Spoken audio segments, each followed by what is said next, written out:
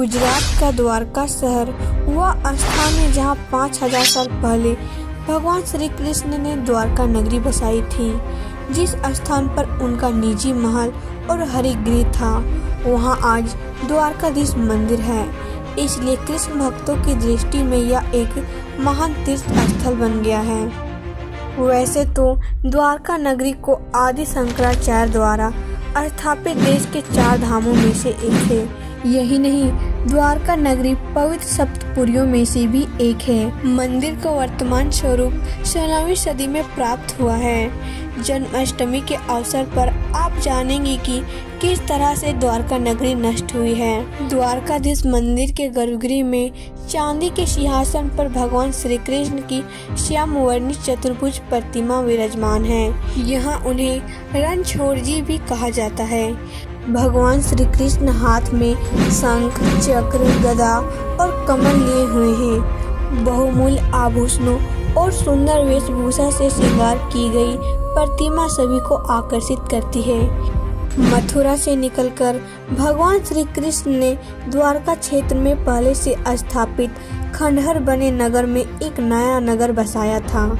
ऐसा कहा जाता है कि भगवान श्री कृष्ण ने अपने पूर्वजों की भूमि को फिर से रहने लायक बनाया। लेकिन आखिर ऐसा क्या हुआ कि द्वारका नष्ट हो गई? किसने किया द्वारका को नष्ट? क्या प्राकृतिक आपदा से नष्ट हो गई द्वारका? क्या किसी आसमानी ताकत ने नष्ट कर दिया द्वारका को, या किसी समुद्री शक्ति ने उजाड़ दिया द्वारका को? आखिर क्या हुआ कि नष्ट हो गई द्वारका और फिर बाद में वह समुद्र में डूब गई?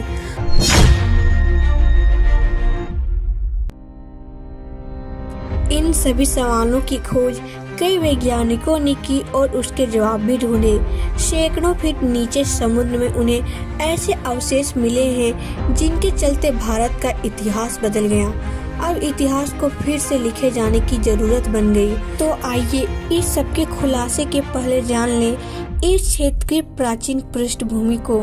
पहले जान लें इस क्षेत्र का इतिहास, तब खुलेगा द्वारका का एक ऐसा रहस्य जो आप आज तक नहीं जान पाए।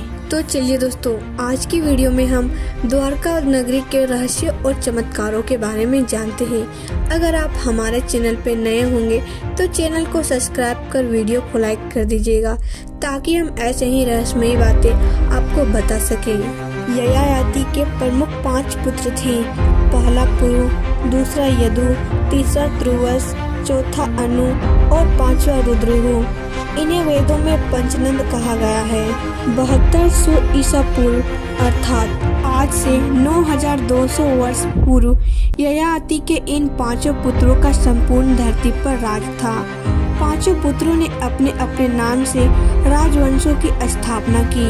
यदु से यादव, त्रुसु से यवन, द्रुहु से भोज, अनु से मलेच्छ और पुरुषों से पौरव वंश की स्थापना हुई।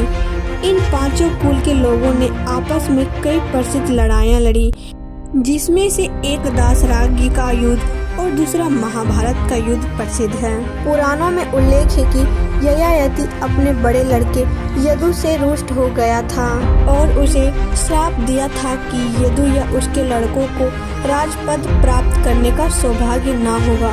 ययाति सबसे छोटे बेटे पुरु को बहुत अधिक चाहता था और उसी को उसने राज देने का विचार प्रकट किया, परंतु राजा के सभासदों ने ज्येष्ठ पुत्र के रहते हुए इस कार्य का विरोध किया। किसको कौन सा क्षेत्र मिला? ययाति ने दक्षिण पूर्व दिशा में त्रुसु को, पश्चिम में द्रुहु को, दक्षिण में यदु को और उत्तर में अनु को मांडलिक पद पर नियुक्त किया तथा पुरु को संपूर्ण भूमंडल के राज पर अभिषेक कर स्वयं वन में चले गए। यदु ने पुरु पक्ष का समर्थन किया और स्वयं मांडलिक पद से इनकार कर दिया। इस पर पुरु को राजा घोषित किया गया और वह प्रतिष्ठान की मुख्य शाखा का शासक हुआ। उसके वंशज पौरव कहलाए। अन्य 4 भाइयों को जो प्रदेश दिए गए, यदु को चम्रावती, चंबल, बेतवा और केन का तटवर्ती प्रदेश मिला। त्रुसु को प्रतिष्ठान की दक्षिण पूर्व का भूभाग मिला और ध्रुवों को उत्तर पश्चिम का। गंगा यमुना दो आपका उत्तरी भाग तथा उसके पूर्व का कुछ प्रदेश जिसकी सीमा अयोध्या राज्य से मिलती थी अनु के हिस्से में आया। यदि हम यादवों के क्षेत्र की बात करें तो वह आज के पाकिस्तान में स्थित सिंध प्रांत और भारत स्थित गुजरात का प्रांत है। इसके बीच का क्षेत्र यदु क्षेत्र कहलाता था। पहले राज्य का विभाजन नदी और वन क्षेत्र के आधार पर था। सरस्वती नदी पहले गुजरात के कच्छ के पास के समुद्र में विलीन होती थी। सरस्वती नदी के इस पार अर्थात विदर्भ की ओर गोदावरी नर्मदा तक से लेकर उस पार सिंध नदी के किनारे तक का क्षेत्र यादवों का था। सिंधु के उस पार यदु के दूसरे भाइयों का क्षेत्र था। कई द्वारों का शहर होने के कारण इसका नाम द्वारका पड़ा। इस शहर के चारों ओर बहुत ही लंबी दीवारें थी जिसमें कई द्वार थे। वह दीवार आज भी समुद्र के तल में स्थित है। भारत की सबसे प्राचीन नगरों में से एक द्वारिका। ये 7 नगर हैं: द्वारका, मथुरा, काशी, हरिद्वार, अवंतिका, कांची और अयोध्या। द्वारिका को द्वारावती, कुशस्थलीय, अनर्तक, ओखा मंडल, गोमती द्वारिका, चक्र तीर्थ, अंतरद्वीप, वारी दुर्ग भी कहा जाता है। गुजरात राज्य के पश्चिमी सिरे पर समुद्र के किनारे स्थित 4 धामों में से एक धाम और 7 पुरियों में से एक पुरी है द्वारिका। द्वारिका 2 हैं: गोमती द्वारिका, बेट द्वारिका।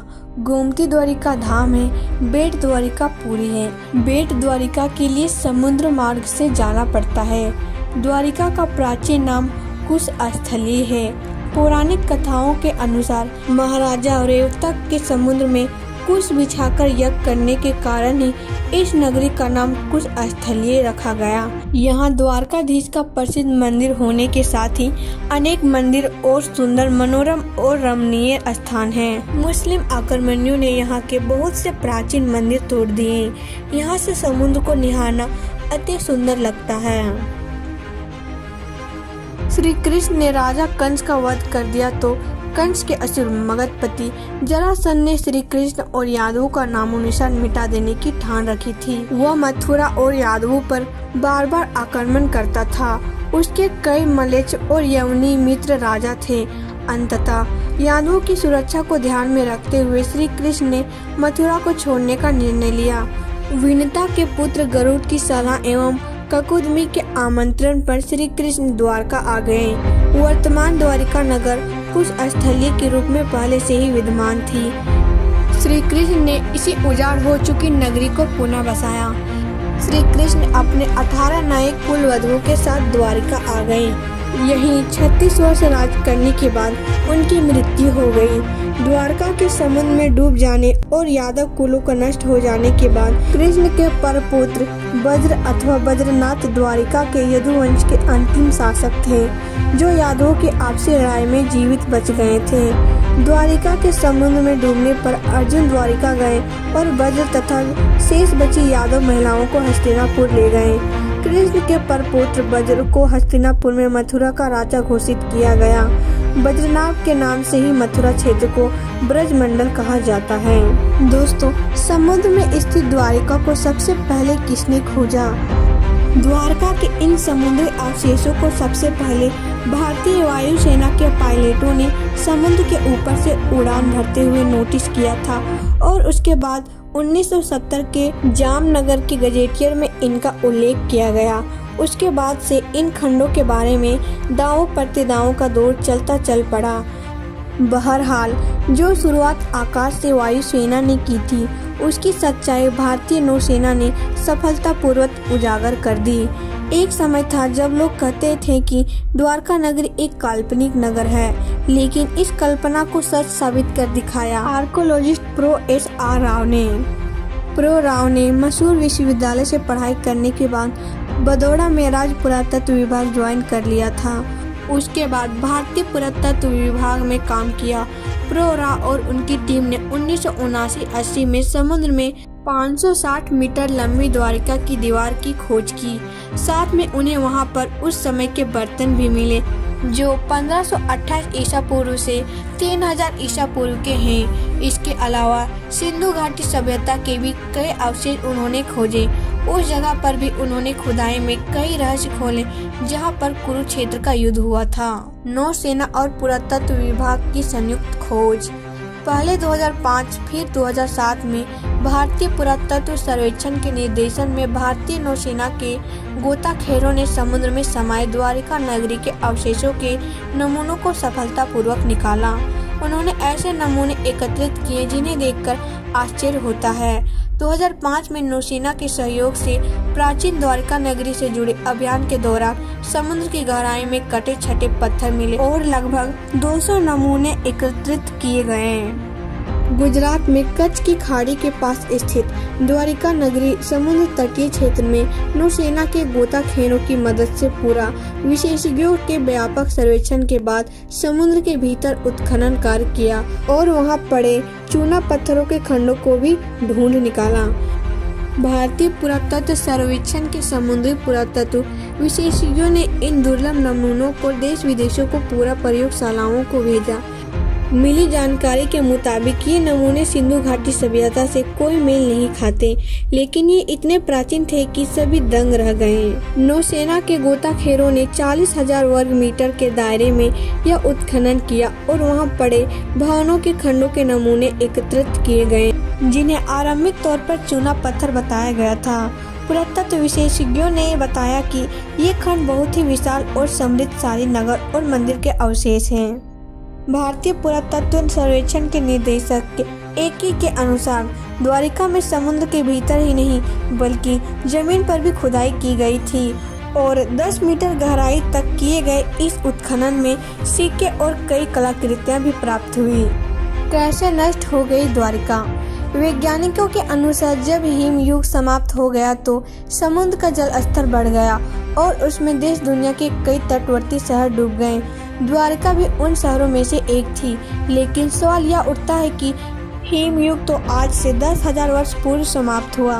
भगवान कृष्ण ने तो नई द्वारिका का निर्माण आज से 5,300 वर्ष पूर्व किया था। हिम युग तो आज से 10,000 पूर्व समाप्त हुआ। भगवान कृष्ण ने तो नई द्वारिका का निर्माण आज से 5,300 वर्ष पूर्व किया था। तब ऐसे में इनके हिमयुग के दौरान समुद्र में डूबा जाने की थ्योरी आधी सच लगती है, लेकिन बहुत से पुराणकार और इतिहासकार मानते हैं कि द्वारिका को कृष्ण के देहांत के बाद जानबूझकर नष्ट किया गया था। यह वह दौर था जबकि यादव लोग आपस में भयंकर तरीके से लड़ रहे थे। इसके अलावा जरासंध और यवन लोग भी उनके घोर दुश्मन थे। ऐसे में द्वारिका पर समुद्र के मार्ग से भी आक्रमण हुआ और आसमानी मार्ग से भी आक्रमण किया गया। अंततः यादवों को उनके क्षेत्र को छोड़कर फिर से मथुरा और उनके आसपास शरण लेनी पड़ी। हाल ही की खोज से यह सिद्ध करने का प्रयास किया गया कि यह वह दौर था जबकि धरती पर रहने वाले एलियंस का आसमानी एलियंस के साथ घोर युद्ध हुआ था, जिसके चलते UFO ने उन सभी शहरों को निशाना बनाया जहां पर देवता लोग रहते या जहां पर देवताओं का वंशज रहते थे। तो दोस्तों, ये थी द्वारका नगरी से जुड़े रहस्य और चमत्कार के बारे में।